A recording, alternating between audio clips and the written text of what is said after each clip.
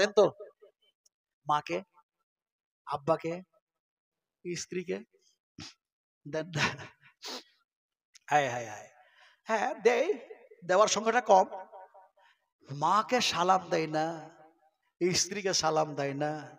শ্বশুর আব্বাজি আসসালামু আলাইকুম, শ্বশুর আব্বাজি হায় হায় হায় হায় হায় হায় হায় হায়।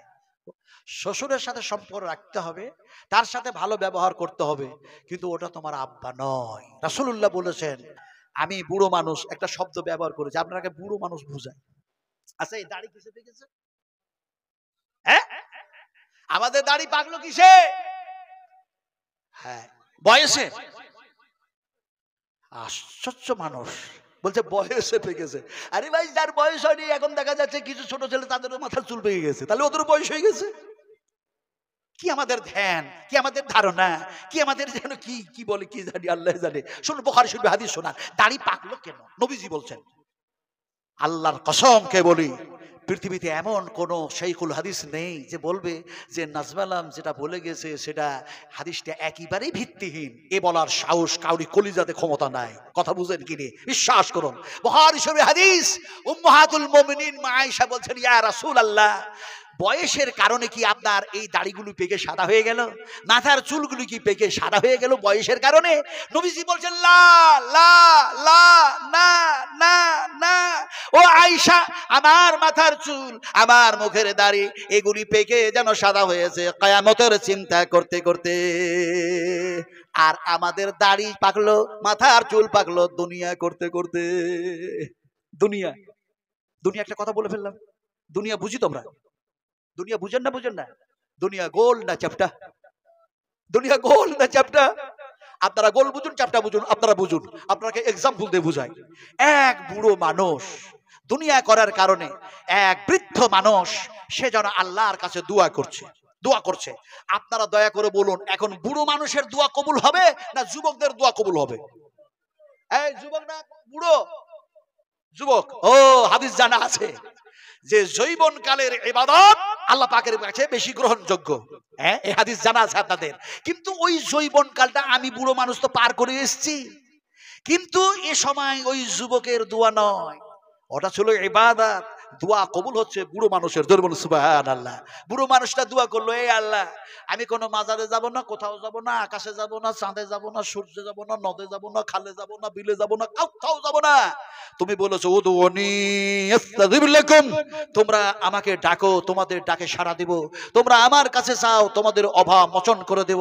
তোমরা আমার কাছে চাও, তোমাদের জীবনের জিন্দেগির গুনাহ মাফ করে দেব। তো বুড়ো মানুষটা কারোর কাছে না গিয়ে বৃদ্ধ মানুষ একেবারে এই গালের চামড়াগুলি জড়ো সড়ো হয়ে গেছে, হাতের স্কিনগুলি জড়ো সড়ো হয়ে গেছে, একেবারে বুড়ো মানুষ, সে আল্লাহর কাছে দোয়া করলো, আল্লাহ আমাকে ছেলে দাও, আল্লাহ আমাকে ছেলে দাও, আল্লাহ আমাকে ছেলে দাও। সন্তান যেন দিয়ে দেওয়া হলো, সন্তান সে পেয়ে গেল। বৃদ্ধ মানুষটা খুশিতে আটখানা হয়ে, আনন্দে আনন্দিত হয়ে সে এক আল্লাহর প্রশংসা করতে শুরু করে দিল। আলহামদুলিল্লাহিল্লাযী ওয়াহাবা লি আলাল কিবারি ইসমাঈল ওয়া ইসহাক। ইসমাইলকে পেয়ে গেলেন, ইসহাককে পেয়ে গেলেন, আর যিনি দোয়া করলেন বুড়ো মানুষ, তার নাম হলো ইব্রাহিম আলাইহিস সালাতু সালাম। এবার দুনিয়া যে বুড়া করছে, ওই বৃদ্ধ মানুষটাকে ঘটনা শোনায়। এক বৃদ্ধ মানুষ ছেলেদের জন্য, মেয়ের জন্য, পোতার জন্য, নাতির জন্য, সকলের জন্য দেখা যায় দুনিয়া করতে করতে করতে করতে একেবারে বুড়ো হয়ে গেছে। এখন সেই বৃদ্ধ মানুষ বলছে, এই বর্ষার সময় চাষ না করলে আমার জমিগুলি সব যেন পতিত থেকে যাবে। তো ঘাড়ে নিয়েছে নাঙল। আপনারা নাঙল বলেন না হাল বলেন ভাই? হ্যাঁ, নবাব সিরাজউদ্দৌলা দেশের মানুষ আপনারা। আমি বাংলা, বিহার, উড়িষ্যার নবাব। কথা বুঝেন কিনি? আমি ইতিহাস আজকে বলবো না। মাওলানা ফজল হক খায়রাবাদী, মাওলানা ইয়াহিয়া খান, মাওলানা আবুল কালাম আজাদ, আমি কি বলবো সেই সমস্ত ঔরঙ্গজেব, আমি কি সেই সব ইতিহাস বলে এই সময় আজকাল মজমুনটাই আলাদা। কথা বুঝেন কিনি? আজকাল স্টেজটাই আলাদা, আমি সেগুলি টেনে আনবো না। কথাটা বলতেছিলাম যে আপনারা হাল বলেন, নাঙল বলেন, আলহামদুলিল্লাহ, হাইয়াকাল্লাহ, দুটোই বলেন। কবি কিন্তু দুটা বলছে না, কবি বলছে জয়নাল ধরে হাল, অবিনাশ কাটে ঘাস। কথা বুঝেন কিনি? কবি বলল সর্বনাশ, আমি যেন দেখা যায় জয়নালের নামটা প্রথমে আনলাম, অবিনাশের নামটা পরে আনলাম, তাও ঘাস কাটছে, তাও ঘাস কাটছে।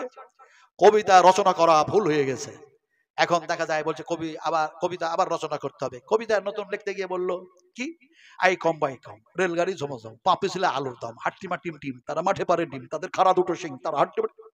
ছেলেদেরকে জিজ্ঞেস করছে পিতা মাতা, কি টিউশনি মাস্টার পড়লো? কে জানে, ডিম আর সিং, ডিম আর সিং। এখন মাস্টার বুঝে না, ছাত্র বুঝে না। আপনারা বলেছেন হাল, আপনারা বলেছেন নাঙল।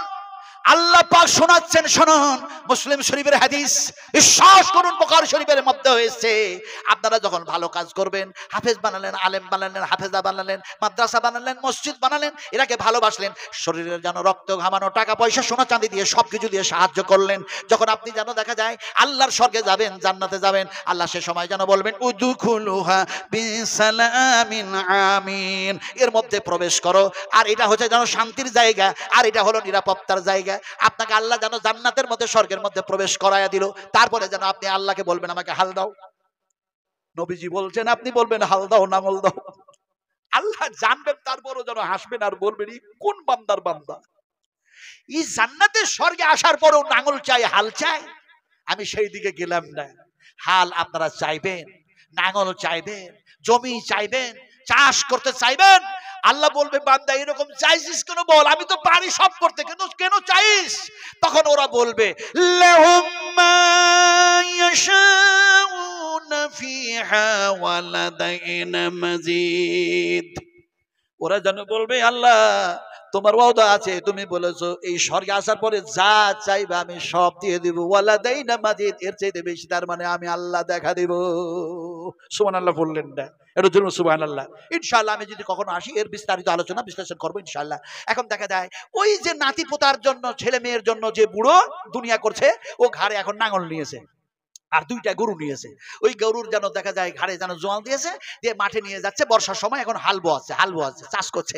চাষ করতে করতে করতে শরীরে কাঁটা টাটা লেগে একাকার, মাটি টাটি লেগে একাকার, আর কপালের ঘামগুলো যেন হাতে পুছে আর বলে আহ আহ আহ, আমার কি ছেলে নেই, আমার কি মেয়ে নেই, আমার কি আত্মীয় স্বজন নেই, আমার কি কেউ নেই?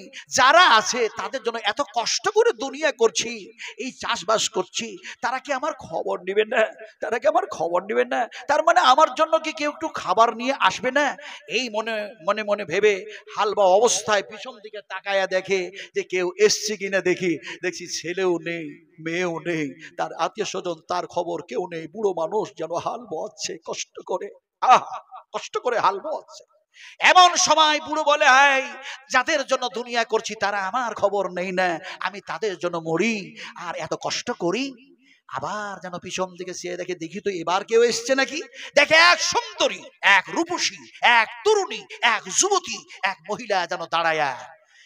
বৃদ্ধ মানুষটা বলে তুমি তো আমার কেউ না, তুমি তো আমার রিলেটিভের মধ্যে কেউ না, আমার বংশের মধ্যে কেউ না, তুমি এখানে দাঁড়িয়ে দাঁড়িয়ে কি দেখো? মহিলা, সুন্দরী যুবতী নারী মেয়েটা বলে ও বুড়ো, তোর দুনিয়া করা দেখি, দুনিয়া করা।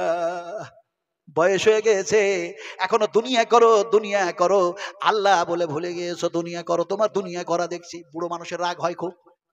রাগ হলে কি করবেন? এই রাগ হলে কি করবেন? হায় হায় হায়, লাঠি চাটা বার করবেন নাকি? নবীজি বললেন যদি রাগ হয়, যদি রাগ হয়ে যায়, তাহলে দেখা যায় উজু করে নাও, সুন্দর করে উজু করে নাও। এরপরে যদি রাগ কন্ট্রোল না হয়, তাহলে পরে এমনি করে যেন দেখা যায় পানি পান করে নাও। এরপরেও যদি দেখা যায় রাগ কন্ট্রোল না হয়ে যায়, তাহলে তোমরা যেন মাটির মানুষ, মাটিতেই শুয়ে যাও, আর নাফাজাফা করতে পারবে না। আল্লাহ পাক কি বললেন? ওয়াল কাদিমিনাল গায়দা ওয়াল আফিআনিন নাস ওয়াল্লাহু ইউহিব্বুল মুহসিনিন। যারা রাগ কন্ট্রোল করে, মানুষকে ক্ষমা করে, নিশ্চয়ই তারা ভালো মানুষ, আমি আল্লাহ তারাকে মহব্বত করি। জোরে বলুন সুবহানাল্লাহ। কিন্তু বুড়ো মানুষটা রাগ দেখায়া হালটাল ছেড়ে দিয়ে হাতের কাঁটা টাটাগুলো পানিতে ধুয়ে ওই মহিলার কাছে গেছে, গিয়ে বলে এই সুন্দরী রূপসী, তুমি আমার দুনিয়া করা দেখো, তুমি আমার প্রতি এত তোমার মায়া। তো বুড়ো বলছে তুমি যখন মায়া দেখিয়ে আমার দুনিয়া করা দেখছো দাঁড়িয়ে দাঁড়িয়ে, আমি বিয়ে করবো তোমাকে। হায় হায় হায় হায়, এমনি তো মরে দুনিয়া করতে গিয়ে, এখন বুড়ো বলছে আমি তোমাকে বিয়ে করব। সুন্দরী রূপসী তরুণী মহিলা বলছে দেখো তুমি যদি আমরা বিয়ে করো, আমি বিয়ে করতে রাজি আছি, কিন্তু চলো কাজের কাছে চলো, সে বিয়ে পড়াবে, আমি বিয়ে করে নেবো, তুমি বিয়ে করে নেবে, দুনিয়া আরো ভালো করে করবো। দেখেন না মানুষ দুনিয়া ভালো করে করছে, মোচ সাদা হয়ে গেছে, দাড়ি সাদা হয়ে গেছে, মাথার চুল সাদা হয়ে গেছে, তারপরে যেন কালো কালো কি যেন লাগাচ্ছে না, কি লাগাচ্ছে না, কলপ, হ্যাঁ ঠিক কলপ। এখন কলপ টলপ লাগাইয়া স্ত্রী সামনে গেছে, বলে দেখো আমি কেমন যুবক।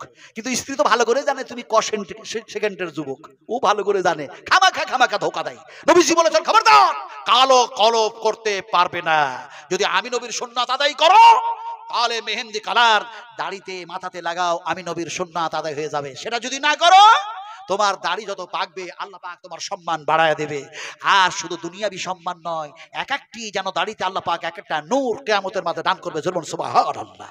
খামাখায়রা দাড়ি রং করছে, যাক সেদিকে আমি যাবই না। আমার ভাইরা এখন দেখা যায় বললো চলো কাজীর কাছে চলো, কাজীর কাছে গেছে। কাজী বললো কি করতে এসছো তোমরা? একজন বুড়ো আর একজন সুন্দরী রূপসী তরুণী এসছো কেন? তো বুড়ো বলছে আমি একে বিয়ে করব, তুমি আমার ওর সাথে আমার বিয়ে পড়িয়ে দাও। কাজী বলে সে হলো তরুণ, বয়সটা দেখা যায় কাঁচা, এমন সময় দেখা যায় সে যেন বলে ও বুড়ো মানুষ শোনো, এই সুন্দরী রূপসীকে তুমি বিয়ে করতে কি চাও? বলে হ্যাঁ চাই। তাকে বললো তুমি কি চাও? বলে হ্যাঁ চাই। এমন সময় দেখা যায় কাজী বলল শোনো বৃদ্ধ মানুষ, আমি কসম খেয়ে বলি আল্লাহর, এর সৌন্দর্য আল্লাহ পাক যা দান করেছেন এর সৌন্দর্য তুমি বজায় রাখতে পারবে না, ফলে তুমি বিয়ে করতে পারবে না। আমি যুবক, আমি কাজী, আমি এর বিয়ে করব। ঝগড়া শুরু করে দিল। আজকে ঝগড়া হচ্ছে না, America, Europe, Britain, Bharat, Bangla, Pakistan, বুঝুন ভালো করে, আমি অত খুলে খুলে বলবো না, ফিলিস্তিন, ইসরায়েল ইত্যাদি ইত্যাদি, আমি দিয়ে যাবো না। ওরা ঝগড়া শুরু করলো। ওই সুন্দরী রূপসী তরুণী বলছে এই বুড়ো ঝগড়া করো না, কাজী তুমি ঝগড়া করো না। ও একটা আয়াত ফিট করলো, কি বললো? সুন্দরী রূপসী তরুণী বলল فَإِن تَنَازَعْتُمْ فِي شَيْءٍ فَرُدُّوهُ إِلَى اللَّهِ وَالرَّسُولِ। তোমরা যখন কোনো সমস্যায় পড়বে তা দিয়ে ঝগড়া না করে আল্লাহ এবং আল্লাহর রাসূলের সম্মুখীন হও। কোরআন এবং হাদিস যা ডিসিশন দেয়, যা ফয়সালা দেয় তা মাথা নত করে মেনে নাও। ও বুড়ো ঝগড়া করো না, তানাজাকে মানে ঝগড়া করো না। সুন্দরী রূপসী তরুণী বলছে ঝগড়া না করে চলো ফয়সালা করতে যাবো। বলে কোথায় যাবে? বলে রাজার কাছে। রাজার কাছে গেছে, রাজাকে গিয়ে সব ঘটনা শোনালো। এখন রাজা বলল যে বৃদ্ধ মানুষটা তোমার জমি কতগুলো আছে, তুমি কত বিঘা জমির মালিক? বৃদ্ধ মানুষটা রেগে বলে আপনি জানেন না, আপনাকে কর দি, খাজনা দি, সব দি, আমি কত বিঘা জমির মালিক আপনি জানেন না? 110 বিঘা জমির আমি মালিক, তাই তো আমি বিয়ে করতে চেয়েছি। রাজা বলল শোনো, সেই আল্লাহর কসম খেয়ে বলি, এমনি করে তুমি যদি 110 বিঘা কেন, এমনি করে 100 কোটি 10 লাখ একর বিঘার জমির যদি তুমি মালিক হও, তারপরেও যেন এই সুন্দরী মেয়ের যেন সৌন্দর্য বজায় রাখতে পারবে না, ফলে বুড়ো তোমাকে আমি বিয়ে করার অধিকার দিতে পারবো না। কাজী বিয়ে পরে তুই ক টাকা পাস রে? এই ক টাকা পাস? তুই য টাকা পাস তোর তো নিজেরই সংসার চলে না, এই সুন্দরী রূপসীকে বিয়ে করতে চাস? আমি রাজা, আমার মালের অভাব নাই, আমি বিয়ে করব। হায় হায় কি যেন সমস্যা। রাজা বলে আমি বিয়ে করব, এমনি করে দেখা যায় কাজী বলে আমি বিয়ে করব, চাষি যেন বৃদ্ধ মানুষ বলে আমি বিয়ে করব।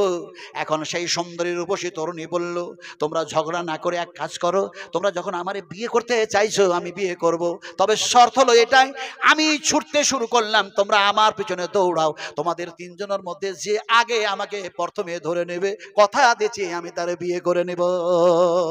এখন সুন্দরী রূপসী তরুণী যুবতী ছুটতে শুরু করলো, এরা যেন দেখা যায় তার পিছনে দৌড়াতে লাগলো। দৌড়াতে রাজার তো আর কাজ করা অভ্যাস নাই, কেমনে যেন হুটুপুটু করে লেগে গেল পায়ে একটু কাপড়, উচট খেয়ে পড়লো মুখের ভরে। এমনি করে দেখা যায় সঙ্গে সঙ্গে পড়ার সাথে সাথে কলিজা ফেটে গেল, নাক দিয়ে কান দিয়ে রক্ত আসতে লাগলো। মালিকুল মউত আসলো, রাজার জান কবজ করে নিয়ে চলে গেল। ওর বিয়ে করার শখ শেষ। কথা বুঝেন কিনা? আছে দুইজন। এখন বৃদ্ধ মানুষ বলছে অত সহজে হার মানব না, চাষ করে করে ছোট্টবেলা থেকে কাজ করে করে স্ট্রং হয়ে আছি, অত তাড়াতাড়ি হার মানবো না। এ যেন ওই কাজীর চাইতে বেশি জোরে ছুটতে গেছে, আলে কেমনে করে যে পাটা লাগলো, মুখের ভারে সেও যেন পড়লো। মালিকুল মউত আসলো, তারও জানটা কবজ করে নিয়ে চলে গেল। এখন কাজী তরুণ এ যেন ছুটতে আছে, সেকেন্ডের মধ্যে সে সুন্দরী রূপসী তরুণী পর্বতের উপরে চেপে বলে এখনো ধরতে পারো না। শর্ত আছে ধরা। দুইজন শেষ হলো, তুমি এখনো ধরতে পারো নাই। এখন এই যুবক কাজী এখন দেখা যায় পর্বতের উপরে তাকে ধরার জন্য চেপেছে, সেকেন্ডের মধ্যে সুন্দরী রূপসী তরুণী পর্বত থেকে নিচে এসছে, বলে এখনো ধরতে পারো নাই। এমন সময় যুবক পাহাড়ের ওপর থেকে ঝাঁপ দিয়েছে ধরার জন্য। বাস একই খেলা, একই সিন ঘটে গেল। মালিকুল মউত আসলো, তারও জানটা কবজ করে নিয়ে চলে গেল। সুন্দরী রূপসী তরুণী মহিলা সেই সময় যেন বলতে শুরু করলো, আনা দুনিয়া, আনা দুনিয়া, আনা দুনিয়া, আনা দুনিয়া। আমি হলাম দুনিয়া, আমি হলাম দুনিয়া। আমি সুন্দরী, আমি রূপসী, আমি তরুণী, আমি যুবতী। মহিলাদের মতো আল্লাহ পাক তারাকে যেমন সৌন্দর্য দান করেছেন, তেমনি করে দুনিয়াটাকে আল্লাহ পাক সুন্দর করে সাজায়া দিয়েছেন। এত সুন্দর করে সাজায়া দিয়েছেন, কাউরে মনে হয় না দুনিয়া ছেড়ে কবরে চলে যায়, কাউরে মনে হয় না যে দুনিয়া ছেড়ে দিব। দুনিয়া করতে করতে করতে করতে দুনিয়া করেই যায়। ফলে যেন আমি হলাম দুনিয়া, যেন সুন্দর থেকে সুন্দর, ভালো থেকে ভালো। তাই আনা দুনিয়া, আনা দুনিয়া। তোমরা আমার পিছনে দৌড়াতে গিয়ে কোরআন ছেড়ে দিও না, হাদিস ছেড়ে দিও না, নবী ভুলে যেও না, আল্লাহ ভুলে যেও না, মওত ভুলে যেও না, কবর ভুলে যেও না, জাহান্নাম ভুলে যেও না, পরকাল ভুলে যেও না। আনা দুনিয়া, আনা দুনিয়া। আমি হলাম দুনিয়া।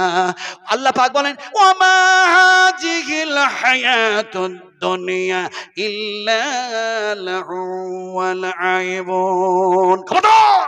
আল্লাহ পাক এবার সতর্ক করছেন, এক্সাম্পল দিয়ে বুঝালাম, আর আল্লাহ যেন সতর্ক করছেন, খবরদার তোমরা দুনিয়ার মধ্যে গাফেল হয়ে গিয়ে তোমরা যদি এমনি করে আমার সংবিধানের উল্টো চলো, তাহলে তোমার থাকার জায়গা হবে জাহান্নাম। আমার ভাইরা, সোনার টুকরারা, কথা বলতে বলতে বলতে বলতে আপনাদের সামনে এমন একটা জায়গায় এসছি যে সেই জায়গা যে কোরআনের হাফেজ, এমনি করে হাফেজা যারা হয়, আলিম আলিমা হয়, আল্লাহ পাক তাদের শানে যেন বলছেন, ইন্নামা ইয়াখশাল্লাহ মিন ইবাদিহিল উলামা।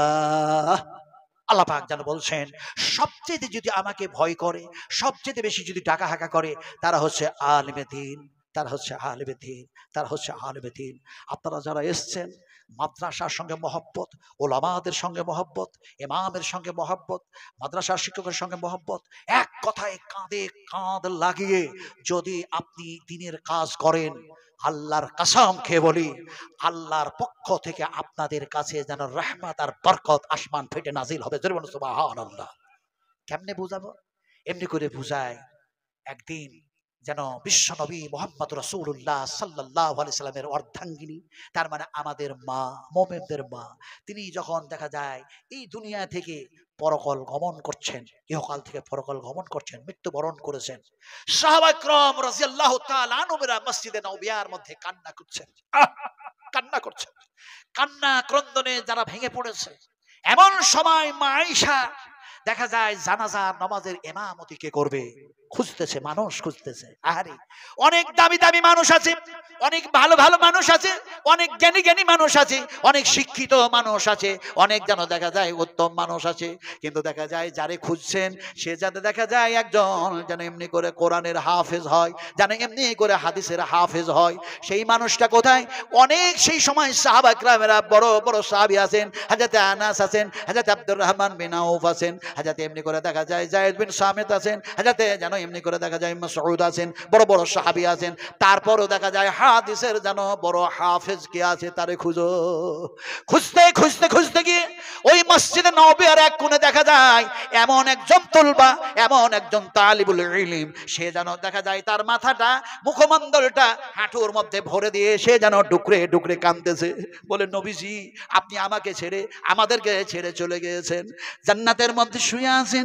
আর দেখা যায় এমনি করে আমাদের মা উম্মাহাতুল মুমিনিন মা আয়েশা মা মা বলে ডাকলেও যেন দেখা যায় মনের মধ্যে তৃপ্তি হবে। কিন্তু মা যদি চলে যায়, পার মা মা বলে কেমনে মনের মধ্যে তৃপ্তি দেব? যাদের মা আছে মায়ের সেবা করবেন, আব্বা আছে আব্বার যত্ন করবেন, স্নেহ করবেন, ভালোবাসা দিবেন। কোনটা যে হাদিস আমি ব্যান করব, আমার মাথায় হাদিস গিজগিজ করছে, কোনটা বলি? একজন যেন তরুণ যুবক, সে যেন দেখা যায় জিহাদের ময়দানে যাবার জন্য কাতারে দাঁড়ায়া, লাইনে দাঁড়ায়া, নবীজি বললেন তুমি কোথায় যাবে সাহাবী? যুবকটা বলল, ইয়া রাসূলুল্লাহ আমি জিহাদের ময়দানে যাব, আল্লাহর নৈকট্য লাভের উদ্দেশ্যে গিয়ে আমি যেন দেখা যায় শহীদ হয়ে যাব। নবীজি বললেন তোমার কেউ নাই? ওই সাহাবীটি বললেন, দুইজন ছিল, একজন পিতা একটি যেন মাতা, তার মধ্যে পিতা যেন অমুক জিহাদের ময়দানে শহীদ হয়ে গিয়ে আল্লাহর কাছে জমা হয়ে গিয়েছেন। এই সময় দেখা যায় আমার মা আছে, আমার যেন মা আছে, আমার সে মায়ের বয়স হয়ে গিয়েছি, ফলে যেন আমি আর থাকতে চাই না, আব্বার কাছে গিয়ে সেই আল্লাহর কাছে গিয়ে জমা হয়ে যেতে চাই। নবীজি বললেন, জিহাদের ময়দানে যাওয়া লাগবে না, জিহাদের ময়দানে যাওয়া লাগবে না, বাড়ি ফিরে যাও আর তোমার মায়ের খিদমত করো, সেবা করো।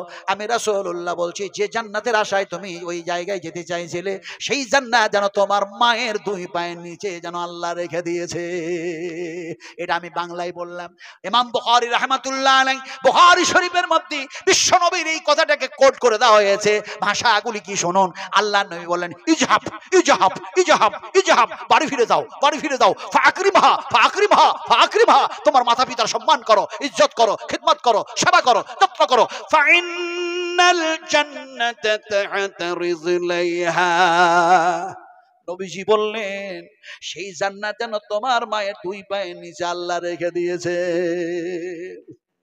আরে আমরা মায়ের খিদমত করি না, আব্বার খিদমত করি না। যে মা পেটের মধ্যে রেখে এত আদর করলো, কত কষ্ট করলো, মারে খেতে দিই না। দুনিয়া করতে করতে মা, হাই মা, যার ঋণ শোধ করা যাবে না। আমরা সবাই মিলে বলি, রব্বিরহামহুমা কামা রাব্বায়ানি সাগীরা। সবাই মিলে পড়ুন, রব্বিরহামহুমা কামা রাব্বায়ানি সাগীরা, রব্বিগফিরলি ওয়া লিওয়ালিদাইয়া ওয়া লিল মুমিনিনা ইয়াওমা ইয়াকুমুল হিসাব। আমার ভাইরা, যে কথাটা আমি বলতেছিলাম, সেই তোলবা যেন কাঁদতেছে, হাদিসের হাফেজ যেন কাঁদতেছে। তাকে গিয়ে বলল, তুমি কান্না করো, মা মা উম্মাহাতুল মুমিনিন মা আয়েশা, তিনার জানাজার ইমামতির দায়িত্ব তোমারই দেওয়া হলো, তোমারই ইমামতি করতে হবে আজ। আল্লাহু আকবার। সহিহ হাদিস বয়ান করছি, বিশ্বাস করুন। যে তোলবা হচ্ছে হাদিসের হাফেজ, তিনি অন্য কেউ না, তিনি হলেন হযরত আবু হুরায়রা রাদিয়াল্লাহু তাআলা আনহু। সুবহানাল্লাহ। আমি যখন জান্নাতুল বাকিয়ার মধ্যে গেলাম, তখন দেখলাম 10,000 সাহাবী শুয়ে আছেন। আর দেখা যায় মা আয়েশার কবর, হযরত উসমান গনির কবর, আর দেখা যায় অন্যান্য পৃথিবীর মানুষের কবর জান্নাতুল বাকিয়ার মধ্যে। আমি সেখানে যখন গেলাম, তখন মনে পড়ে গেল নবীজির হাদিস, মনে পড়ে গেল, এই জায়গারই কথা তো নবী বলেছেন, এই জায়গাটার কথাই বলেছেন যে 70,000 এই জান্নাতুল বাকিয়া থেকে মানুষগুলি বেহিসাব জান্নাতে চলে যাবে। জোরে বলুন সুবহানাল্লাহ। কান্না করে বলেছিলাম, আল্লাহ, এই জান্নাতুল বাকিয়ার মধ্যে 70,000 মানুষ যদি বেহিসাব জান্নাতে যায়, তার মধ্যে তুমি একজন আমাকে গণ্য করে নাও। যেহেতু নবীর এটা কথা, নবীর কথা কখনো মিথ্যা নয়, নবীর কথা হচ্ছে সত্য। কথা বলতেছিলাম আমার ভাইরা, হযরত আবু হুরায়রা উঠলেন। আরে তিনি হাফেজে হাদিস, দেখা যায় উঠলেন, আসার পর সব সারিবন্দী হয়ে দাঁড়িয়ে আছেন। মা আয়েশা সিদ্দিকা রাদিয়াল্লাহু তাআলা আনহা জানাজার নামাজের ইমামতি করার জন্য তিনি সামনে, তিনি আর যেন ঠোঁট নড়ছে না, তিনি পড়তে পারছেন, এরকম এক অবস্থা হয়ে গেছে। হযরত আবু হুরায়রা রাদিয়াল্লাহু তাআলা আনহু দেখা যায় তিনি জানাজার নামাজ পড়ালেন, ইমামতি তিনি যেন করলেন। আপনাদের এই ছোট্ট করে বলি, মুক্তাসার আলোচনা, সংক্ষিপ্ত আলোচনা, লম্বা করব না। এখন দেখা যায় হযরত আবু হুরায়রা তিনি হাফেজে হাদিস, দেখা যায় হাদিসের তিনি হাফেজ ছিলেন। সমস্ত সাহাবীদের চাইতে যেন আবু হুরায়রার হাদিস সবচেয়ে বেশি মুখস্থ আর ঠোঁটস্থ ছিল। আজকে যদি জানাজার নামাজ পড়াবার প্রয়োজন পড়ে, আজকে যদি মসজিদে ইমামতি করার প্রয়োজন পড়ে, তাহলে একজন হাফেজের দরকার আছে, একজন যেন আলেমের দরকার আছে। আর হাফেজ আর আলেমের যদি দরকার থাকে, মাদ্রাসার প্রয়োজন আছে না নাই বলতে হবে। আছে না নাই? আছে না নাই? জোরে বলি নারে তাকবীর, আরো জোরে বলি নারে তাকবীর। কথা বলতেছিলাম, আজ দেখা যায় মাদ্রাসার দরকার আছে, প্রয়োজন আছে, শিক্ষা প্রতিষ্ঠানের প্রয়োজন আছে। এরপরেও দেখা যায় কেমনি এই মাদ্রাসাগুলি অচল হয়ে যায়। এর জন্য কিছু এই মাদ্রাসার শত্রু আছে না নাই? নবীর দুশমন আছে না নাই? আছে তো। আমরা নবীর দুশ্মন হয়ে নয়, বিশ্ব নবীর হাতের পানি পান করে জান্নাতে যেতে চাই, বলুন ইনশাআল্লাহ। আরো ধরবেন ইনশাআল্লাহ। কথা বলতে বলতে বলতে বলতে হয়তো রাত্রি এখন 9টা বাজে মনে হয় নাকি ভাই? হ্যাঁ হ্যাঁ, 10টা বাজতে যায়। আমি মোসাফির, আমি বারবার মানে ড্রাইভার আমার মিস কল দিচ্ছেন, আমি তো বুড়ো মানুষ, ট্রেনে বাসে যাতায়াত করতে পারি না। আবার ড্রাইভার বলছে হুজুর প্রতিদিন আর কত বলবেন কত বলবেন। নবীজি বললেন শোনো কম, বলো কম, আমল করো তাও বললেন না, শুধু বেশি উত্তম আমল করো বেশি। জোরে বলুন সুবহানাল্লাহ। আমল করো না, নবীজি বলেন উত্তম আমল, যেগুলি ভালো আমল সেগুলি বেশি বেশি করে করো। লাস্ট একটা হাদিস, এইটাই মজমুনটাকে ফিনিশিং, আনকমপ্লিট মজমুন, অসম্পূর্ণ বিষয়বস্তু রেখে বিদায় নিতে হচ্ছে, যেহেতু রাত্রি 10টা বাজতে যাচ্ছে। তো লাস্টে একটা হাদিস বয়ান করে আমি দোয়া করবো ইনশাআল্লাহ, চলে যাব। কথাটা বলতেছিলাম কি, যে বিশ্ব নবী মুহাম্মদ রাসূলুল্লাহ সাল্লাল্লাহু আলাইহি সাল্লামের কাছে একটা দিহাতি মানুষ আসলো। আপনারা টাউনের মানুষ আর একটা পল্লী গ্রামের মানুষ কোথা থেকে যেন আসলো, এসে যেন বললো আসসালামু আলাইকা ইয়া রাসূলুল্লাহ। আপনারা নবীকে সালাম দেন না? দেন তো। কাউরি মনে সাহস হয় না, তাই তো, নবীকে আবার সালাম কি দিবে? আরে নবীকে সালাম না দিলে একজন মোমেনের রাত গত হয় না, দিন গত হয় না, ওকে সালাম দিতে হবে। আপনি মক্কায় যান চাই না যান, মদিনায় যান চাই না যান, সালাম দিতেই হয়। কেমনে হয়? আপনি যেন সুন্নাত নামাজ শুরু করে দেন, অথবা নফল, অথবা বেতর, অথবা ইশরাক, অথবা চাস্ত, অথবা তাহাজ্জুদ, অথবা ফরজ। এখন তাসাহুদে বসে গিয়েছেন, আর বসে গিয়ে যেন বলছেন আত্তাহিয়াতু লিল্লাহি ওয়াস সালাওয়াতু ওয়া তাইয়্যিবাতু আসসালামু আলাইকা আইয়ুহান নবী। বুখারী শরীফ হাদিস। আপনারা আসসালামু আলাইকা আইয়ুহান নবী, নবীকে সালাম দিলেন না দিলেন না? এই দিলেন না দিলেন না? তাহলে এখন সবাই বললেন না কেন? হ্যাঁ নবীকে সালাম দি, চিন্তায় পড়ে গেলাম, তাই তো। এই সমস্ত বিদাতি হাবিজাবি কথা বলে না, মানুষ কোথা থেকে সব হাদিসগুলো বলো। আরে কুল্লু বিদাতিন দালালাহ ওয়া কুল্লু দালালাতিন ফিন্নার। কোনটা বিদাতে জালালা, কোনটা বিদাতে গানি করে যেন পথভ্রষ্ট, কোনটা বিদাতে হাসানা, ইত্যাদি ইত্যাদি আলোচনা করলে 4 ঘন্টা আপনাদের সামনে কমপক্ষে আমাকে আলোচনা করতে হবে। ফলে বিশ্বনবী মুহাম্মদ রাসূলুল্লাহ সাল্লাল্লাহু আলাইহি সাল্লামকে সালাতের মধ্যে সালাম দিতে হয় না, হয় না বলুন? হয় না, হয় না? ফলে ভালো করে শুনুন, সেই লোকটি আসলো, পল্লী গ্রামের মানুষ, এসে বলছে আসসালামু আলাইকা ইয়া রাসূলুল্লাহ। নবীজি খেজুর খেলেন। কি খেলেন বল? খেজুর। আপনারা খেজুর খান না? কটা খান? 1টা 2টা 5টা 4টা, যেমন মন তেমন, যেমন মন তেমন। যখন খেজুর খাবেন একটি হাদিস মনের মধ্যে রেখে দিবেন, এমনি করে কল্পনা জল্পনা করবেন নবীর সুন্নাত আদায় করব না নবীর নাফরমানি করব। খেজুর তো খাচ্ছি, কিন্তু নবীর সুন্নাত আদায় করব না নবীর নাফরমানি করব, কোনটা করব? এই নিয়ত নিয়ে যদি খেজুর খেতে যান, তাহলে পরে সেই হাদিস মনে পড়ে যাবে, আর যেন নবীর সুন্নাতটা আদায় হয়ে যাবে। আল্লাহ নবী যেন একটি খেজুর যেন খান, আর যদি প্রয়োজন থাকে আর খেজুর যদি থাকতো তাহলে 3টি খেতেন। কারণ যে নবী বলেছেন আল্লাহ হলো বিজোর, আর আল্লাহ পাক বিজোরকে ভালোবাসেন। জোরে বলুন সুবহানাল্লাহ। নবীজি শুধু বলেন নাই, যেন কাজে কামে যেন করে দেখিয়ে দিয়েছেন, আমল করে। সুবহানাল্লাহ সুবহানাল্লাহ। এখন খেজুর খেলেন, আর খাওয়ার পর রাসূল আকরাম সাল্লাল্লাহু আলাইহি সাল্লাম শাহাদাতের আঙুলটা এটা যেন চুষলেন, লেলানিগুলি আসছে, এ দিয়ে কি হয় কি হয় ডাক্তারদেরকে জিজ্ঞেস করবেন, নবীজি বলে দিয়েছেন। যাক, আমি সেদিকে আর যাচ্ছি না। এখন দেখা যায় বিশ্বনবী মুহাম্মদ রাসূলুল্লাহ সাল্লাল্লাহু আলাইহি সাল্লাম খাবার খাওয়ার পর তিনি একটা দোয়া পড়লেন। দোয়াটা কি বললেন? ইমাম বুখারী রাহমাতুল্লাহ আলাইহি বুখারী শরীফের মধ্যে সেই দোয়াটাকে নিয়ে এসেছেন, আমি শোনায় দিই এমনি করে, যেন নবীজি দোয়া পড়লেন, আলহামদুলিল্লাহি হামদান কাসীরান তাইয়্যিবান মুবারাকান ফি গায়রা মাগফিয়ান ওয়ালা মুওয়াদ্দিয়ান ওয়ালা মুস্তাগনান আনহু রাব্বানা। আপনাদের এই দোয়া তো জানা আছে? জানা আছে তো? নাই? সব কালকে মাদ্রাসায় ভর্তি হন, সব ভর্তি হয়ে যান। কোনটা যে হাদিস বলবো, মুসলিম শরীফ হাদিস, বুখারী শরীফ হাদিস।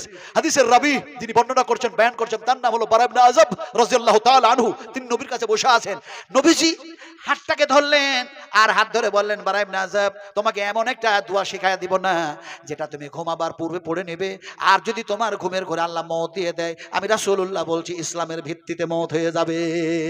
সুবহানাল্লাহ। যেহেতু ঘুমের ঘরে তুমি তওবা করার সুযোগ পাবে না, কলমা পড়ার সুযোগ পাবে না, আল্লাহকে ডাকা হাঁকার সুযোগ পাবে না, না, ফলে যেন দোয়াটা যেন পড়ে শুয়ে যাবে। এখন বারা ইবনে আযাব বললেন, নবীজি আমি যে দোয়াটা পড়ে শুয়ে যাব, আর যদি আল্লাহ পাক ঘুমের ঘোরে মওত দিয়ে দেয়, তাহলে পারে আমার যেন ইসলামের ফিতরাতে মওত হবে, সেই দোয়াটা কি আপনি দয়া করে দিন, আমার জন্য বড় উপহার হয়ে যাবে।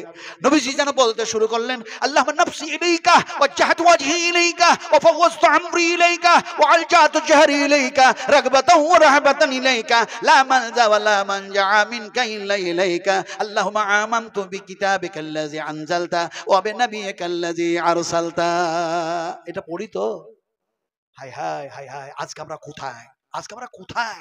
আমাদের শিক্ষা, আমাদের সেই সৌন্দর্য, আমাদের সেই আদর্শ আজ কোথায় আমরা হারিয়ে ফেলেছি। ভাই কথা বলতেছিলাম, উনি এসে যেন সালাম দিলেন, আসসালামু আলাইকা ইয়া রাসূলুল্লাহ। নবীজি আপনি এত বেশি কিছু শোনাবেন না, অল্প শুনে যাতে আমল করতে পারি, আল্লাহর যাতে জান্নাত লাভ করতে পারি, এই ধরনের কিছু কলিল কলিল কলিল কম কম কম এরকম কিছু আমাকে হাদিস আপনি শোনান, আপনি কথা শোনান।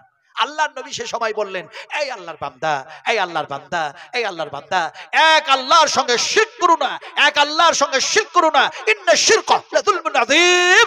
খবরদার, এই গুনাহ হচ্ছে সবচেয়ে বড়। খবরদার, এক আল্লাহর সঙ্গে এমনি করে কাউকে শরীক করো না।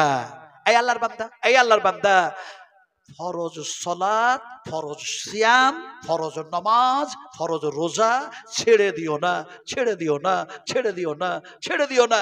এই আল্লাহর বান্দা, এই আল্লাহর বান্দা, এই আল্লাহর বান্দা, যাকাত দেওয়া বন্ধ করো না, বন্ধ করো না। তিনটা কথা নবীজি বলে দিলেন, বাস, খুব কম কথা বললেন। সেই মানুষটা, পল্লী গ্রামের মানুষটা শোনার সঙ্গে সঙ্গে বলেন, আল্লাহ আল্লাহ আল্লাহ ওয়াল্লাহি, আমি এক আল্লাহর কসমকে বলি ইয়া রাসূলুল্লাহ, আপনি যতটা বললেন তার কমও করব না, তার বেশিও করব না, তার কিঞ্চিত পরিমাণ কম করব না, তার কিঞ্চিত পরিমাণ বেশি করব না। কসম খেয়ে নবীর সঙ্গে কথা বলে লোকটা বিদায় নিচ্ছে। সাহাবা একরামরা সেখানে যারা বসেছিলেন লক্ষ্য করলেন সাহাবীদের দিকে, আর নবী বললেন, ও আমার সাহাবীরা, ওই মানুষটার দিকে চেয়ে দেখো, ওই মানুষটার দিকে চেয়ে দেখো, ওই মানুষটার দিকে চেয়ে দেখো, যে মানুষটি কসম খেলো আর বললো এর কমও করবো না, বেশিও করবো না। নবীজি আমি রাসূলুল্লাহ বলছি, এই লোকটা হলো জান্নাতি। আমরাও যদি নবীর কথা মোতাবেক যদি আমাদের জীবন বাস্তবায়ন করি, তার কমও না করি, তার বেশিও যদি না করি, নবী যতটা বলেছেন ততটাই যদি করি, আমরাও জান্নাতি হব, বলুন ইনশাআল্লাহ। আরো ধরবো ইনশাআল্লাহ। আপনাদের কাছে বলতে চাইলাম, শুনি কম, বলবো কম, আমল করবো বেশি, উত্তম আমল করবো বেশি, বলি ইনশাআল্লাহ।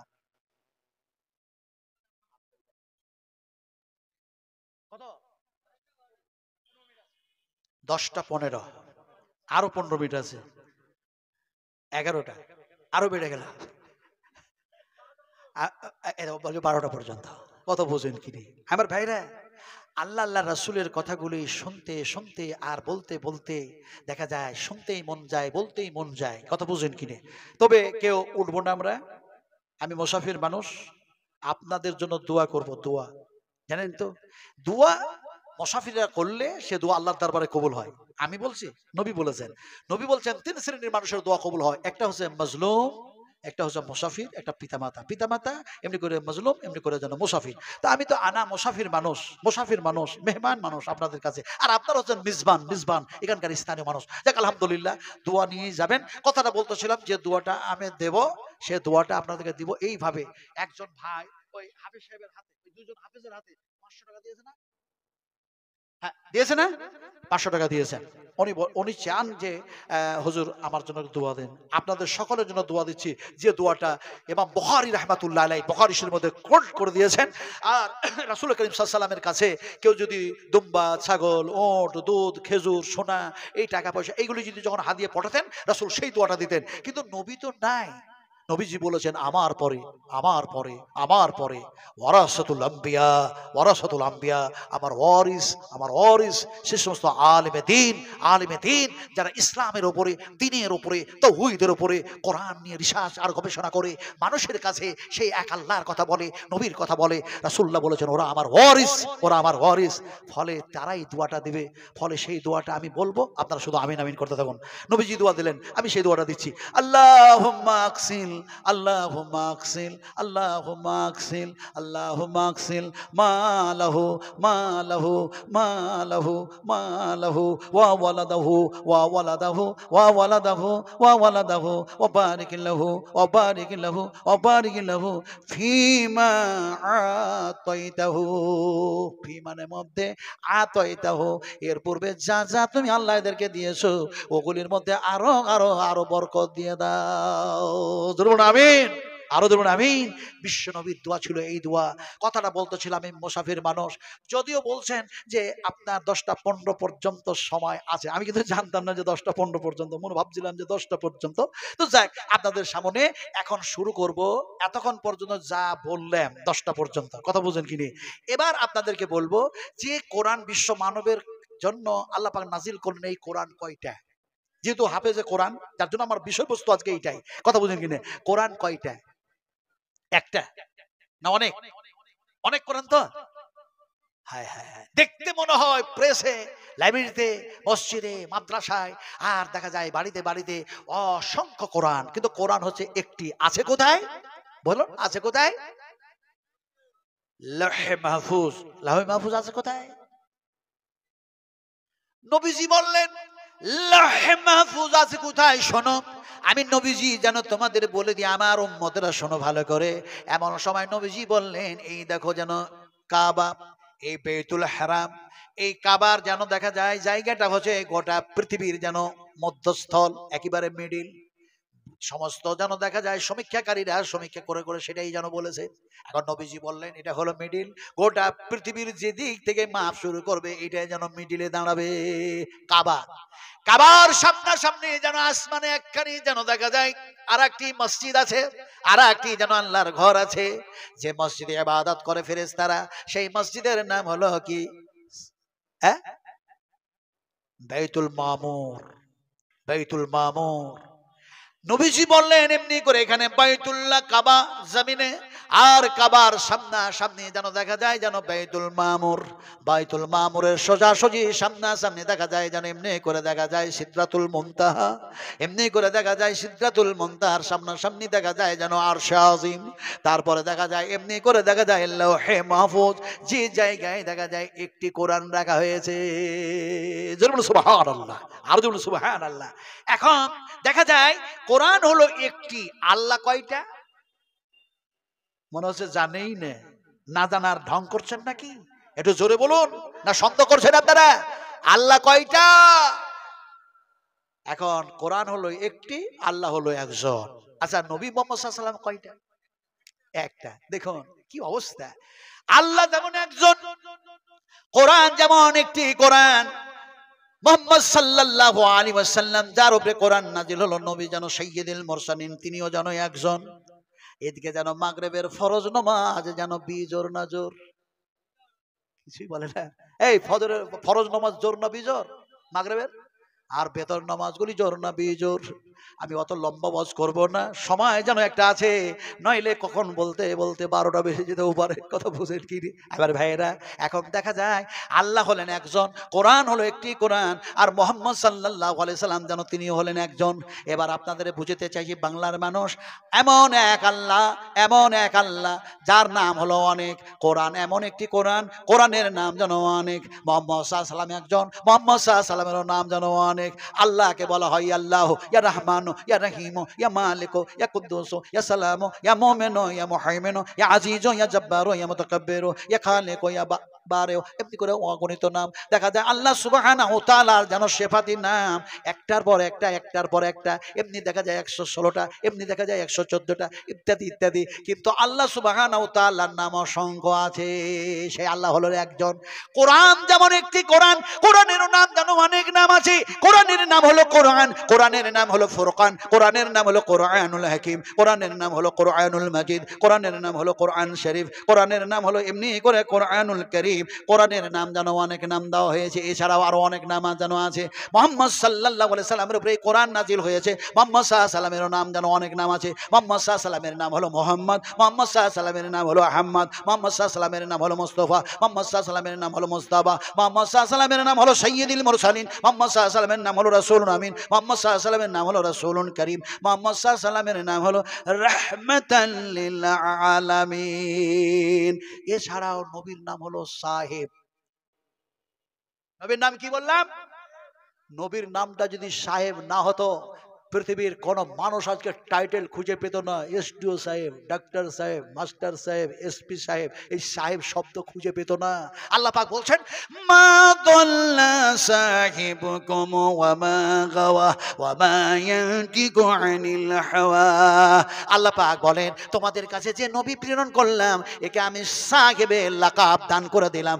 এই সাহেব যা ডিসিশন দেয়, যা ফয়সালা দেয়, আমি আল্লাহর সেটাই হলো ফয়সালা। দুর্বল সুবহানাল্লাহ, আরো দুর্বল সুবহানাল্লাহ। ফলে নবীর নাম যেমন অনেক, কোরআনের নাম যেমন অনেক, আল্লাহর নাম যেমন অনেক, তেমনি করে দেখা যায় এমন এক আল্লাহ, এমন একটি কিতাব, এমন এক গুণের নবীর উপরে নাজিল করলেন, যে নবীর গুণাগুণ, গুণাবলী অসংখ্য। নবীর যত গুণ আছে তার মধ্যে একটি গুণের কথা আলোচনা করি। যেমন আপনারা বসে আছেন, সাহাবায়ে কেরাম রাদিয়াল্লাহু তাআলা আনহুরা বসে আছেন, নবীর কথাগুলি শুনছেন। শুনতে শুনতে হঠাৎ রাসূলের যেন আসলো, যেন ছিক আসলো। ছিক আপনারা, আমরা বুঝি তো ছিক, ওই নাকটাক শুশুর করলে এক করে একটা শব্দ হয় না, ছিক বলেন। হ্যাঁ, এই দেখেন ভালো বাংলা বলে দিয়েছে, হাঁচি। হাঁচি, জি হ্যাঁ, হাঁচি। আর ওই পুকুরে আপনার ফাতা বনশুনি এমনি করে যেন মাছ ধরতে যায়, ওটাকে কি বলেন আমরা? ছিপ। সর্বনাশ, হায় রে আল্লাহ, ছিপ বলেন তো। আপনি যদি ওই কি বলে বীরভূমের একটা লাস্টের দিকে সারাফুলি টারাফুলি কি কি যেন আছে, তো ওই দিকে যদি যান, ওরাকে যদি বলেন বীরভূম জেলার ওই শেষ প্রান্তে গিয়ে যে মাছ ধরবো ছিপ দাও, ওরা ছিপ বলে না, ওরা বলে কি ডাঁড়া দাও, ডাঁড়া ডাঁড়া, মাছ ধরবো ডাঁড়া দাও, ডাঁড়া ডাঁড়া। তো ডাঁড়া লোটের ডাঁটি ডাঁড়া না পুঁয়ের ডাঁটি ডাঁড়া? এখন আমি বলে দিয়েছি ছিক, আপনারা বলছেন হাঁচি, ওরা বলছে ডাঁড়া, আপনারা বলছেন ছিপ। कोई देश का बोली, कोई देश का गाली भी हो सकता है, কিন্তু এগুলো গালি নয়, এক একটা আঞ্চলিক মানুষের ভাষা। এখন দেখা যায় আপনাদের ভাষাতে ওয়াজ করি, বিশ্ব নবীর যেন হাঁচি আসলো। নবীজি সেখানে সঙ্গে বললেন, আলহামদুলিল্লাহি রাব্বিল আলামিন। নবীর মুখ দিয়ে বাইর হয়ে গেল, সঙ্গে সঙ্গে দেখা যায় আল্লাহর হাবিব যেন আকাশের দিকে দৃষ্টি উঁচু করে দিলেন, চোখ যেন উপর দিয়ে করে দিয়েছেন। সাহাবায়ে কেরাম রাদিয়াল্লাহু তাআলা আনহুরা বলেন, নবী নয় হাঁচি আসলো, আল্লাহ নয় প্রশংসা করলেন, কিন্তু আকাশে কি হলো যে নবী চোখ দিয়ে যেন চেয়ে চেয়ে চেয়ে চেয়ে দেখতে শুরু করলেন। কি হলো? এমন সময় যেন দেখা যায় সাহাবীদের মধ্যে কেউ যেন বললেন, ইয়া রাসূলুল্লাহ, হাঁচি আসলো। আল্লাহর প্রশংসা করলেন। এক আল্লাহর প্রশংসা করার পর আকাশের দিকে কেন চেয়ে চেয়ে দেখছিলেন? দৃষ্টি আপনি নিচু করেছেন। এখন আপনারা জানতে চাই আকাশে কি হয়েছে যে আপনি আকাশের দিকে চেয়ে দেখতেছিলেন? নবীজি বললেন, আমি যে সময় আলহামদুলিল্লাহ বললাম, আল্লাহর প্রশংসা করলাম, সেই সময় দিকে আকাশে এক যেন বিকট যেন শব্দ হয়ে গেল, বিকট যেন একটি আওয়াজ হয়েছে। সেই শব্দটা কিসের হলো তা তো আমি জানি না, কিন্তু আমার সেই কানের মধ্যে সেই আওয়াজটা স্লোবিন ভাবে আল্লাহ পাক পৌঁছায় দিয়েছেন। আমি থাকতে না পেরে আকাশের দিকে চেয়ে চেয়ে দেখতে লাগলাম। সাহাবীরা বলেন, ইয়া রাসূলুল্লাহ, আকাশের মধ্যে সেই বিকট শব্দটা কিসের আপনি কি জানাবেন না? সেই ব্যাপারে আমাদেরকে একটু অবগত করিয়ে দিবেন না? নবীজি বললেন, অপেক্ষা করো, অপেক্ষা করো, অপেক্ষা করো।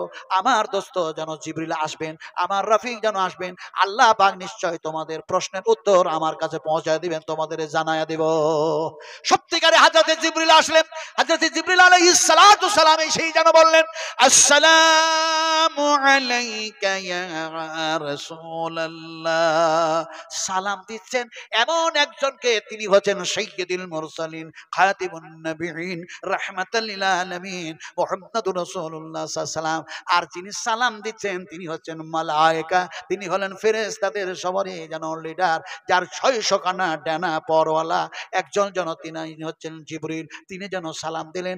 আসলে এখানে একটা কথা বলবো, আমরা কি সালাম বাড়িতে দেই না? দেই না? সালাম দেন তো মাকে, আব্বাকে, স্ত্রীকে, দেন না। হায় হায় হায়, হ্যাঁ দেয়, দেওয়ার সংখ্যাটা কম। মাকে সালাম দেয় না, স্ত্রীকে সালাম দেয় না। শ্বশুর আব্বাজি আসসালামু আলাইকুম, শ্বশুর আব্বাজি হায় হায় হায় হায় হায় হায় হায় হায়। শ্বশুরের সাথে সম্পর্ক রাখতে হবে, তার সাথে ভালো ব্যবহার করতে হবে, কিন্তু ওটা তোমার আব্বা নয়। রাসূলুল্লাহ বলেছেন তোমার জন্মদাতা নয়, তোমাকে আদর স্নেহ সে করে নাই, আব্বা বলা যাবে না, হাদিসে নিষেধ আছে আব্বা বলা যাবে না। আব্বা হচ্ছে সেই যে যার রক্তের সাথে তোমার সম্পর্ক, আর দেখা যায় তার খিদমত সেবা করার জন্য আল্লাহ পাকের অর্ডার আছে। আল্লাহ পাক বলেছেন ওয়াকাযা রাব্বুকা আল্লা তা'বুদু ইল্লা ইয়াহু ওয়া বিল ওয়ালিদাইনি ইহসান। ফলে ওটা তোমার ওয়ালিদাইন নয়। শ্বশুর আব্বাজি কেমন আছেন? শাশুড়ি আম্মা ভালো আছেন? হায় হায় হায় হায় হায় হায় হায়। আর বুড়ো আর বুড়ি আব্বা মা এক ঘরে শুয়ে আছে, কত যে আপেল খায়, আঙ্গুর খায়, আরো কত কি করে, কত কি আনন্দ করে। বিশ্ব নবীজি বললেন ও সোনার টুকরারা, আমার উম্মতেরা, মায়ের সামনে যাবে, তোমার আব্বার সামনে যাবে, আমি রাসূলুল্লাহ বলছি, তোমার মায়ের সামনে গিয়ে সালাম দিবে, আর তোমার মায়ের মুখটা যতবার দেখবে, আর তোমার মা হাসবে, তোমার আব্বা হাসবে, আমি রাসূলুল্লাহ বলছি কবুলিয়াত মকবুলিয়াত যেন উমরা হজের সমান নেকি হয়ে যাবে। শাশুড়ির মুখ দেখলে হবে না, শ্বশুরের মুখ দেখলে হবে না। কোথায় আজ আমরা চলে গেছি? আমরা এত নাফরমান উম্মত হয়ে গেছি। হাই হাই, আমি আসলে ইনশাআল্লাহ সে কথা আলোচনা করব। সালাম দিলেন কে? নবীজিকে সালাম দিলেন কে? হযরত জিবরিল আলাইহিস সালাতু ওয়াস সালাম। আসসালামু আলাইকা ইয়া রাসূলুল্লাহ। নবীজি বললেন হে আমার রফিক, হে আমার দোস্ত। হাঁচি আসলো, প্রশংসা করলাম। আকাশে এত বিকট শব্দ কিসের হলো, যেটা আস্তে করে আমার আল্লাহ আমার কানের মধ্যে পৌঁছায় দিলেন। হযরত জিবরিল বললেন ইয়া রাসূলুল্লাহ, ইয়া আল্লাহর রাসূল, যে সময় আপনি যেন হাসি আসলো আপনার, আর আপনি যেন দেখা যায় এমনি করে আল্লাহর প্রশংসা করলেন, ঠিক যেন দেখা যায় প্রথম মানুষ যাকে আল্লাহ পাক বানিয়েছিলেন আদম, যেন দেখা যায় তারও হাসি এসেছিল, সেও যেন আলহামদুলিল্লাহ পড়েছিল, আল্লাহ তার জবাবে যেন এইভাবে বলেছিল, ইত্যাদি ইত্যাদি শোনাতে শোনাতে শোনাতে শোনাতে এবার যেন জিবরিল বলছেন শুনুন, আপনি যখন এরকম বললেন, আল্লাহ সুবহানাহু ওয়া তাআলা এমনি করে সৃষ্টির মধ্যে থেকে আকাশ সৃষ্টি করেছেন যতদিন, এর পূর্বে যেন কখনো সেই গেট খোলা হয় নাই, কিন্তু আকাশে অনেক গেট আছে, তার মধ্যে একটা গেট যেন খুলে দেওয়া হয়েছে। যখন আপনি ওই কথা বললেন, গেট খুলে দেওয়া হলো, গেট খুলতে গিয়ে যে স্লোপিন আওয়াজ, যে শব্দটা, সেটা আপনার কর্ণের মধ্যে পৌঁছে দেওয়া হয়েছে, আর ওই গেট দিয়ে আমি জিবরিল আর সহকর্মী ফেরেশতারা আসলো, আর যেন সেই গেট দিয়ে দেখা যায় শুধু আমি আসলাম না, ফেরেশতা আসলো না, বরং দেখা যায় আপনার জন্য একটা উপহার আনা হয়েছে, শুধু আপনার জন্য নয়, আপনার উম্মতের জন্য উপহার আনা হয়েছে। নবীজি বললেন আমার রফিক, আমার দোস্ত, দেখা যায় এমনি করে যেন দেখা যায় ওই আকাশে কি গেট আছে নাকি? এমন সময় জিবরিল বললেন বাবুস সামাওয়াতি ওয়াল আরদ। বাপকে মানে হলো দরওয়াজা, বাপকে মানে হলো গেট, বাপকে মানে হলো গেট, সামাকে মানে হলো আকাশ, আরকে মানে হলো জমিন।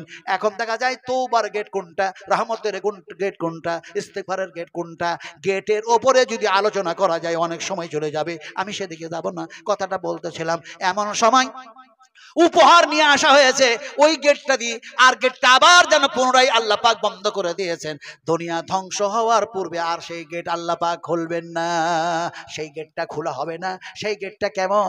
সূর্য যখন দেখা যায় পশ্চিম দিক থেকে উঠবে, পূর্ব গগনে যেন অস্তমিত হবে, তারপর ওই গেটে যে যেন মিশে যাবে। সব আজকে আমি আলোচনা করতে পারবো না আমার সোনার টুকরা, কথা যেন বলতেছিলাম কি, এমন সময় বিশ্ব নবী মুহাম্মদ রাসূলুল্লাহ সাল্লাল্লাহু আলাইহি সাল্লাম বলেন উপহারটা কি একটু শোনায়া দাও।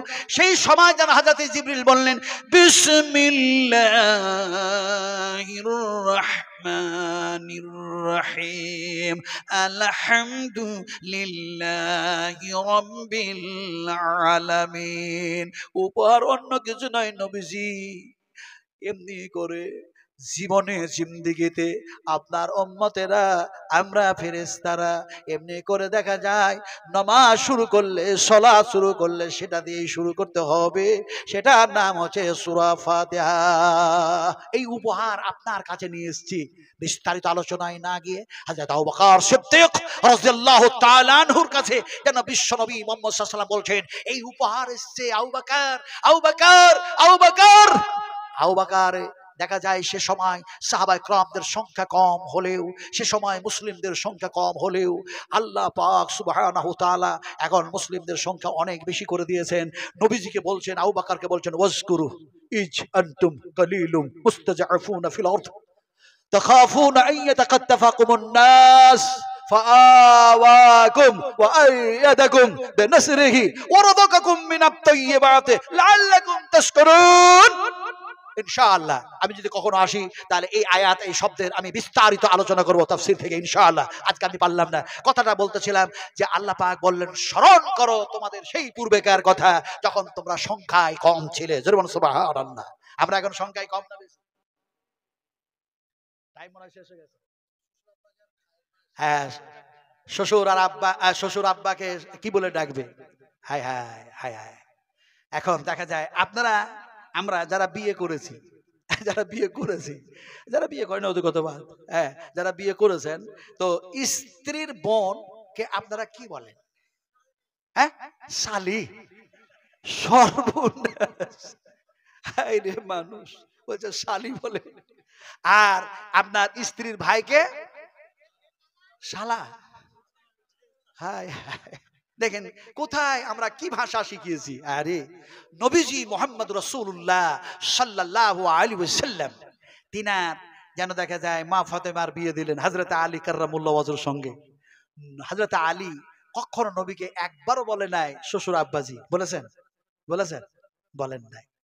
দেখা যায় এমনি করে হযরত উসমান গনি রাদিয়াল্লাহু তাআলা আনহু, তিনি যেন দেখা যায় নবীর মেয়ের দুইবার যেন তিনি হচ্ছেন জামাই। কথা বুঝেন কিনে? একবারও নবীকে শ্বশুর আব্বাজি বললেন না।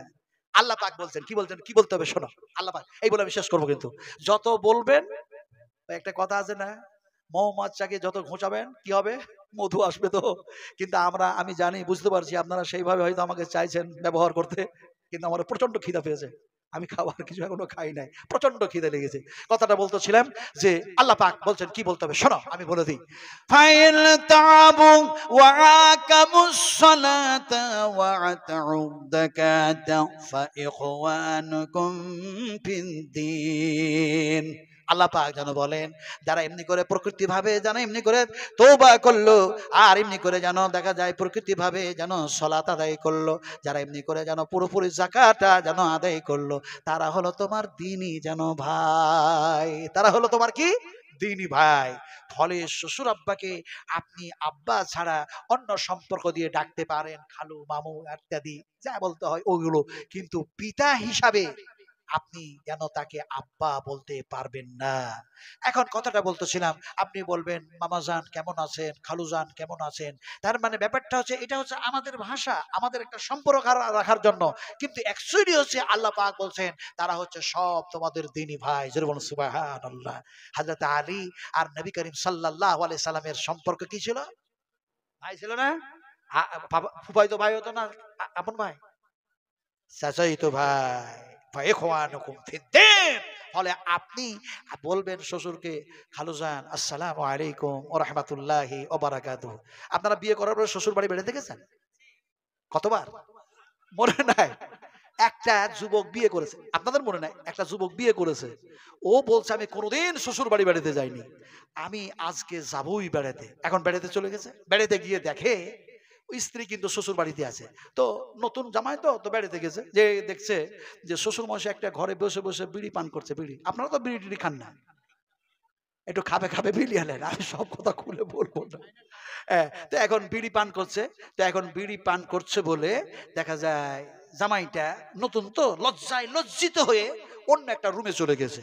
ওর স্ত্রী এখন ওই রুমে যে ওর হাতটাকে ধরে চপ করে বলছে, তুমি নতুন জামাই এত বড় বেয়াদব কখন থেকে হলো? হ্যাঁ, এত বড় বেয়াদব। স্ত্রীর বকনি টকনি খেয়ে জামাইটা বলছে আমি কি ভুল করেছি? তোর স্ত্রী বলছে কেন, তোমার শ্বশুর রয়েছে ওই ঘরে আর তুমি সালাম দিলে না, বিনা সালামে এই ঘরে চলে গেলে তো তুমি বেয়াদব লয়। এখন স্ত্রীর প্রশ্নের উত্তর দিতে না পেরে, কথার উত্তর দিতে না পেরে জামাইটা রাতটা আফসোস করছে, বলছে আমার শ্বশুর বিড়ি পান করছে বলে আমি লজ্জায় লজ্জিত হয়ে তাকে সালাম না দিয়ে অন্য একটা রুমে চলে এলাম, আমি নিজে লজ্জা করলাম, আর আমি আবার বেয়াদব হয়ে গেলাম, বেহায়া হয়ে গেলাম। আর তোর বাপ যে দেখছে যে নতুন জামাই কোনোদিন আসেনি, আজকে এসেছে, তো বিড়িটা খাবো না, পান করবো না, টানবো না, ফেলে দিই। তো তোর বাপ বেয়াদব হলো না, আর আমি বেয়াদব হয়ে গেলাম। এই কথা তার মাথায় ঘুরপাক খেতে খেতে খেতে খেতে খেতে সারা রাত শেষ। নতুন জামাইটা স্ত্রীকে বলছে, এসছিলাম, থাকবো, বেড়াবো, খাবো, মজা করব, কিন্তু থাকা হলো না, বাড়ি চললাম, অন্য সময় আসবো বেড়াতে। এখন এই কথা বলে চলে গেল। বেশ কিছুদিন পর সেই জামাইটা আবার শ্বশুর বাড়ি আসছে, আর আসতে গিয়ে রাস্তা অতিক্রম করতে গিয়ে আল্লাহকে ডাকছে, বলছে, আল্লাহ তুমি আর বেয়াদবের মতো কাজ করে আমাকে শ্বশুর বাড়ি নিয়ে যেও না, আদবের সঙ্গে নিয়ে যেও, আদবের সঙ্গে নিয়ে যেও। এখন যেতে গিয়ে দেখা যায় শ্বশুর মশাই সেদিন বিড়ি পান করে না, বিড়িতে টান মারে না। সেদিন ওই যে দুয়ার দিয়ে জামাইটা যাবে ঘরের ভিতরে, ওই দুয়ারের পাশে পেশাব করতে বসেছে, পেশাব করতে বসেছে। তো জামাইটা ওর পিছনে দাঁড়িয়ে বলছে, শ্বশুর আব্বাজি আসসালামু আলাইকুম ওয়া রাহমাতুল্লাহি ওয়া বারাকাতুহু। শ্বশুর বলছে, সর্বনাশ, এ বেয়াদব জামাই আমারে যেন পেশাব করতে করতে সালাম দেয়, সেই দিন হলো সালাম দিল না, আজকে যেন সালাম দেয়। এখন ওর পেশাব করা শেষও হয় না, এ সালামের উত্তর না পেয়ে সালাম দেওয়া ছাড়েও না। ইও ঠেলাই পড়েছে, ইও ঠেলাই পড়েছে, সাংঘাতিক বিপদে পড়ে গেছে। এমন সময় দেখা যায় তার যখন পেশাব করা শেষ হলো, তো পেশাব করা শেষ হয়েছে, জামাইকে বলছে, তোমার বাপ মনে হয় এর চেয়ে বেশি ওর বেয়াদব ছিল নাকি? তো জামাইটা রাগ টাগ করে বলছে, আর আমি নতুন জামাই সেজে থাকবই না, আজকে শ্বশুর সাথে ঝগড়া করবই, ছাড়বো না। তো শ্বশুরকে বলছে, শ্বশুর আব্বাজি প্রথম দিন আসলাম তো আপনি বিড়ি পান করছিলেন, আজকে আসলাম তো আপনি পেশাব করলেন, কিন্তু পেশাব করার পরে কুলুপটুকু ধরলেন না, তা আমার বাপ বড় বেহায়া না আপনি বড় বেহায়া? আসলে বেহায়ার অভাব নেই, বেহায়ার অভাব নেই, বেয়াদবের অভাব নেই। আমার ভাইয়েরা, আল্লাহ পাক কোরআনের আলো দিয়ে, হাদিসের আলো দিয়ে আখলাকবান, চরিত্রবান, আদর্শবান বানায়া আল্লাহ পরকালটা আমাদের মঙ্গল করে দেন। এই বলে আমার বক্তৃতার ইতি টানলাম। আসসালামু আলাইকুম ওয়া রাহমাতুল্লাহি ওয়া বারাকাতুহু। সালামের জবাব দিলেন না, সালাম দেওয়া সুন্নাত, জবাব না দিলে মারাত্মক গুনাহ হয়ে যাবে, রাসূলুল্লাহ বলেছেন। আবারও বলছি, আসসালামু আলাইকুম ওয়া রাহমাতুল্লাহি ওয়া বারাকাতুহু।